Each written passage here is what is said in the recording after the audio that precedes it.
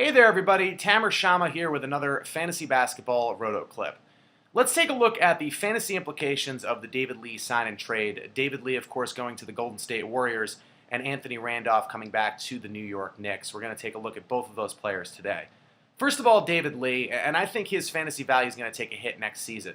He had a career year last year. Let's face facts. He's not going to have a season like that in his career going forward. I think we saw the best of David Lee as a fantasy basketball player in 2009, 2010. You also got to look at the team he's going to be playing on next season, the Golden State Warriors. It's a guard-intensive team with Stephen Curry and Monta Ellis. They're going to get a lot of shots in that offense, especially Monta Ellis, who chucked up well more than 20 a game last season. I definitely see him doing that again this season. And Stephen Curry is only going to get better and only going to get more involved in the offense in his second season. I just don't see the scoring opportunities being there for David Lee, and I don't see the shot opportunities being there for David Lee in 2010, 2011, not anywhere near the same level as they were last season. You also got to look at the coach he's playing for. Don Nelson is a strange coach. He treats everybody on the team the same, whether it be a prized free agent or the 12th man on the bench. I see David Lee's minutes definitely not being consistent. Next season, you have to remember, he averaged 37 minutes a game with the Knicks. I don't see him getting anywhere near that next season. He could go stretches where he's under 30 minutes a game. He could go a couple of games where he goes under 20 minutes a game. You just don't know with Don Nelson. So I see the minutes being inconsistent, and you just can't deal with that from a fantasy basketball perspective. Now on to Anthony Randolph. I see that as a different story.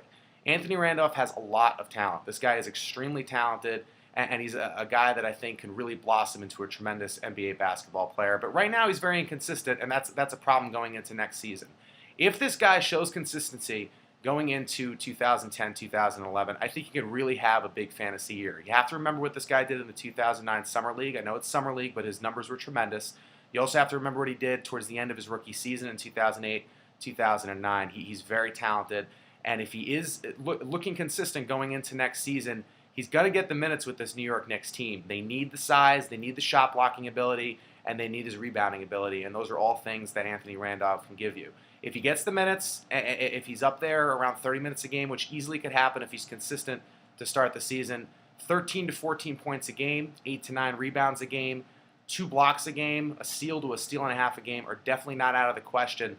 And you can also bank on the fact that this guy's a good free throw shooter. He shot over 80% last season. He shot in the 70 percentile in his rookie season. He's a guy that can easily average 77, 78% from the line over a full season. The one problem with Anthony Randolph, whether he gets the minutes or not, is his field goal percentage. He's not a good shooter from the field at this point. I don't see him getting anywhere near 50% from the field. But if you can deal with that, if he gets the minutes, he should have a tremendous fantasy season.